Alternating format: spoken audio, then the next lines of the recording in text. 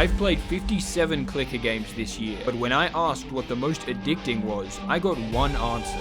Everyone wanted me to make a video about Eidolon, and so I played Eidolon for 450 days straight. Here is why. Eidolon has 6 worlds. I beat World 1 in my last video, and the first quest of World 2 was to kill 99,999 sandpots. Luckily, I have 4 characters. They are Chad McMahon. He invented self-confidence. He works out until failure because he can't count and still believes in Santa. Genevieve Leddy. She wants to bring back beheading rich people. Absidy Fashishklum. Their gender is stick figure. Their favorite food is a peanut butter sandwich with this ratio. My 4th character died. I can control each of them to go fight sandpots. I killed 1, 2, 3, 4, then got shot and Genevieve died. So I controlled Absidy and went in again, and I tried something different. This time, I was shot in the back of the head. Chad is my last chance. I went in, and this time I climbed the rope above him, dodging the shot. The shooter said his name was Bob, and he will shoot me if I dare kill any sandpot. Why? Then he agreed that if I do 3 tasks for him, he'll stop shooting me. So now to do the quest, I have to appease Bob. The first task was to give him 300 bullets. I'm going to trust him. Luckily, this is a video game, so my other characters respawn. Genevieve is alive and went to craft 300 bullets at the anvil. But I need a license to craft bullets. The license costs 250 iron bars, I can send Chad mining, 200 chain links, I can get Absidy to craft them, 400 forest fibers, I can get Genevieve to chop the logs, and 250 bullfrog horns. I need to kill these frogs. But that's 4 things, and I only have 3 characters. I could just do chopping and then killing, but I once spent 3 days to get 0.5% more cookies. If there's a way to be more efficient, I will pay any price, which means I need my 4th character,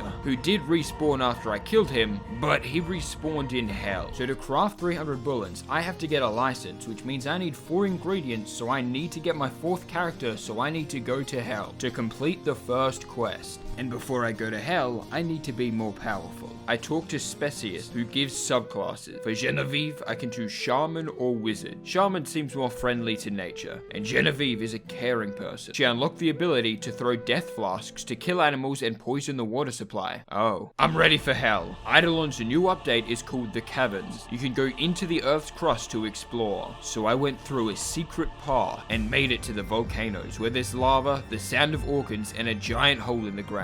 Inside the hole was a well. I can mine gravel here and trade 10 gravel to this guy for an opal. I can then give the opal to this explorer who can find deeper caverns to hell. My 4th character is on the 6th layer. 2nd layer was a giant rock. If I can mine this, I can get more opals to explore faster. I just need 9,000 mining efficiency. I have 194. That's because caverns are a world 5 area. I shouldn't be here, so I'll keep farming gravel instead. Eventually, I got to the 3rd layer. Inside this hole are vicious hellhounds. Killing them will reward me with opals. Attack! Oh yeah, I shouldn't be here. I ran back through the secret path. Well, it isn't that secret. You just have to buy this secret map from the store for 1 gold. Follow it through the snow forest and get to the entrance to hell. I can't mine the rock. I can't fight the hounds. All I can do is fill up this bucket with gravel over and over again. And after doing that one thing, I unlocked the 4th cavern, Bravery. Here there is a grand hero. I asked to hear his life story, but I get to play through it. I beat the dirty napkin and get my reward, faster bucket filling. I fight the little baby spider, more bucket rate. I found an engineer, his upgrades give me more gravel. I discovered cards of enemies with new buffs. I used the power of alchemy to give me +1 strength. And after a few real life days, I got through to the 5th layer. Inside is a giant bell. This is a really complex mechanic where you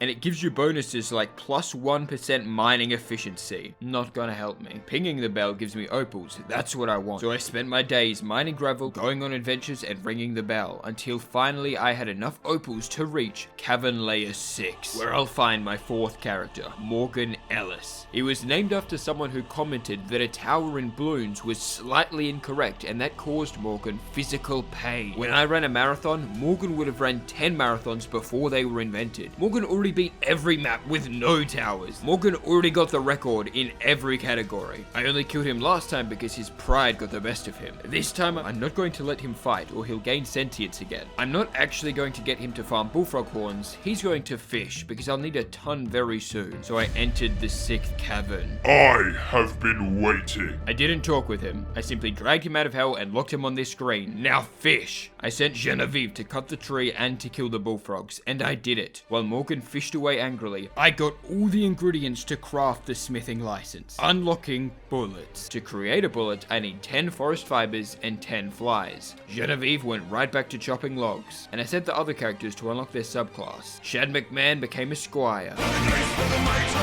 Absidy became a bowman, who specializes in catching, so I sent him to catch 3,000 flies. Each skill actually has a minigame you can play 5 times per day to get extra rewards. The fly minigame is Flappy Bird. You jump through hoops, but it's just Flappy Bird. I did really badly at it, so he's just going to idle farm. While I waited, I decorated. It's December, so this is technically a Christmas video. After a long time, I had 3,000 of each material and can craft bullets. Let's go! Task 1 complete, only 2 more until I can farm sand pots. Task 2 is to give Bob 1 yellow headband so he looks cool. The good news is it's only 1 item. The bad news is it's a 1 in 10,000 drop chance from sand pots. So he will let me farm for exactly 10,000 of them before he starts shooting me again. Meaning I'll get through 10% of the first quest. I set all 3 characters to auto battle while I controlled Morgan so I could play the fishing minigame. You toss the fishing hook and try to hit the fish. If you get 3 in a row, you unlock eels worth double points. If you get 3 eels in a row, I have no idea because I always hit the bomb instead. After a long time, I got a yellow headband and gave it to Bob. Time for task 3. He says he ordered 2 packages from the post office and they haven't arrived yet. So I have to go yell at customer service staff for something they can't control. Let me speak to your manager. He says the reason the packages haven't been delivered is because they ran out of cardboard boxes. It shouldn't be that hard to make cardboard boxes. Apparently the recipe is 250 hermit crabs, 400 megalodon teeth, and 4 distilled water.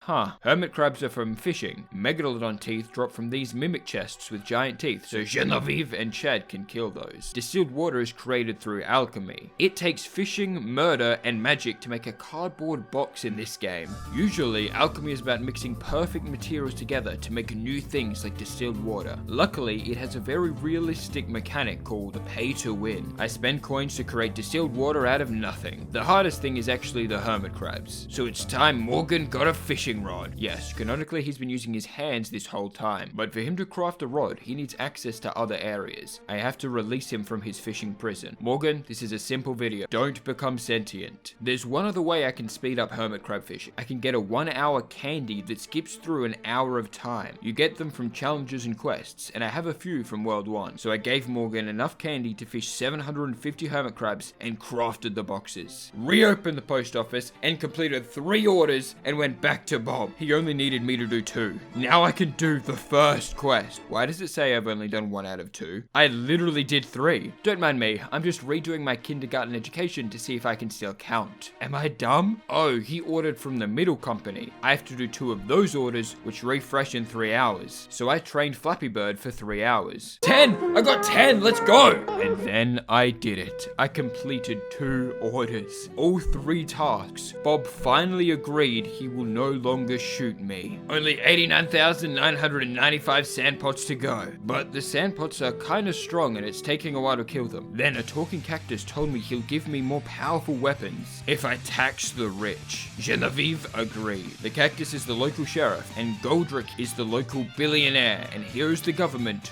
1 gold coin. The laws are weird, and Goldrick actually agreed to pay his taxes if I do some things for him. First, run around collecting coins as he throws them. This is humiliating. Second, get 15 hoops in a row. Did I mention Eidolon has a basketball minigame? And I suck at it. Obviously I can 360 dunk in person, face reveal, but in game it's tough. I can't get it. Wait, it doesn't mean these hoops. It means the hoops of the catching minigame. To complete this quest, I have to get even better at Flappy Bird. 15 hoops in a row. This is way harder than a marathon. That's okay, I can just keep training on Flappy Bird while Chad mines gold, Absidy measures his shadow, and Morgan fishes. Where is Morgan? again. God damn it, he gained sentience again. I will have my revenge. I will summon celestial help. Damn it, I've unlocked 2 more character slots I didn't realize that Morgan did. I summon Bob Leafman of the Leaf Blower universe and Vera Matriarch.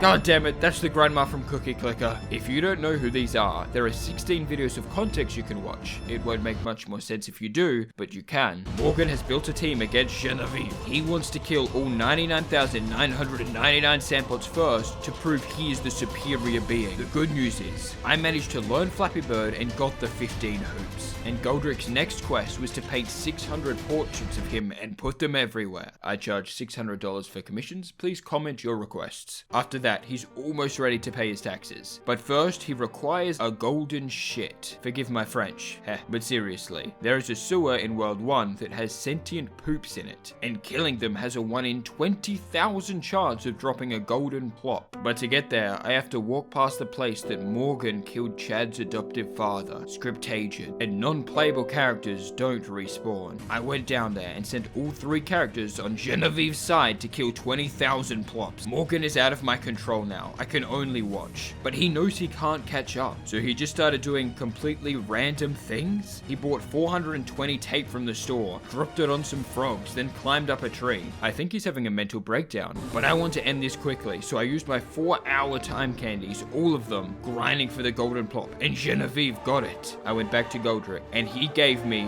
1 gold coin. I've done it! Give me my rewards! Genevieve got a new weapon and a pointier hat. I can finally kill the sandpots and complete the first quest. Nope! Because the ground started shaking and I heard a voice. I followed it until I found a pyramid. This looks like a boss area. It is. Inside here is the World 2 boss. I still haven't done the first quest, but this genie tells me the boss empowers all enemies in the world. If I kill it, the sandpots will be weaker and I can kill them faster. So I guess I have to kill the boss now. But last time I fought a boss, I lived on 2 health, so I need a mentor. I found someone. Oh, that's definitely Scriptogo's dad. I have bad news. His lessons were to mash 750 potatoes, craft him 225 bullets. Why does everyone keep asking me for bullets? And to fight his champion boxer. While I trained, Morgan kept doing strange things. He was now in the World 2 town and— What? You can do that? He found a secret area. This NPC gave him coordinates of a treasure hunt. You have to complete 7 steps to get the treasure. Buy 420 tape, give it to frogs, climb this tree, get exactly 12 on the woodcutting minigame, kill 20 slimes, summon a frog through the chat, and dig up the treasure. 2 12-hour time candies. He knows he won't win through regular quests, so he's finding treasure to speed up his progress. He's onto treasure hunt 2. He has to feed snakes leaves, drop a peanut, attack goblins so they're on the brink of death but still breathing, steal from a store, and wear a black shirt. Luckily, the black shirt has an incredibly complicated recipe, so he's taking a while. But when he finds the treasure, he will get 24-hour time candies and can catch up to Genevieve. So I took control of her, finished my training with Kanto region, and he told me his secret to win. You just have to believe. Well, that was disappointing. Morgan managed to craft the black shirt. Now all he needs is to climb to the tallest tree in the world and find the treasure. Went to the pyramid to face the boss. I entered the door, all while Morgan climbed to the top of the tree, and at the peak was his treasure. 24-hour time skip candy. He used them immediately to get to Genevieve's level. Also up here was a telescope. Using it, he saw that far away, Genevieve approached the pyramid. Morgan called his allies, Vera and Bob, who had gotten their classes. Vera is an archer, Vera fired, Morgan standing on top, and Bob, a wizard, cast wind behind him. Speeding through the air directly toward the pyramid was Morgan. Genevieve went through the door, first to the boss. Vera's arrow, with Morgan riding it, flew straight through Genevieve, killing her instantly. Morgan is already in the boss room. If he kills it, the sandpots will be weaker for him, and he will beat the first quest. Genevieve respawned on the other side of the map. She thought at least she helped the city get taxes. Oh nope, Chad picked up the 1 gold coin and spent it on the secret map. He's on the path. Is he going to the volcano? No, he went a different way. He's freezing to death. Absidy, you're our only hope! Nope, he's overdosing on peanut butter. Morgan killed all 6 hands of the elephant boss. He's about to go for the head. Chad's last thoughts were the sound of bells ringing, a soothing way to pass. Wait, the bells are real. He can hear them. Who is that? It's Santa Claus! I told you this was a Christmas video. Chad always believed, just like Carpington said. Chadius, thank you for always believing in me. It's now your time to go and save Genevieve and avenge Scrinkleton. I give you my hat. It has plus 99 strength. Chad sprinted toward the boss room, but Morgan was already at the head. He was about to win. Chad threw a sword at Morgan. It won't reach him in time. It's over. Then Bob and Carpodium shot 525 bullets directly into Morgan's head. Morgan died. Chad beheaded the boss. I've beaten the World 2 boss. The sandpots are easier, so I sent all 3 characters to farm sandpots. I did all of this over a year ago. To make extra goddamn sure I will complete the first quest, I sent all of them to AFK battle for 450 days straight. And when I got back, they had killed 855,000 sandpots, meaning this quest is not done. Why does it still say I've only killed 4 sandpots? I killed more and it said 5, 6, 7, 8, 9, 10. Then the creator of the game itself, essentially God, came and spoke to me. Well there, gamer, you didn't actually think I'd make you kill so many, did you? You did? Oh, well, I edited your progress so you can skip this one. It didn't count because I killed them all offline. This whole time, I just had to kill 10 sandpots while active to have this quest automatically complete. Thank you to Eidolon for sponsoring this video. I am now addicted for life. On to quest 2, making a cardboard box fort.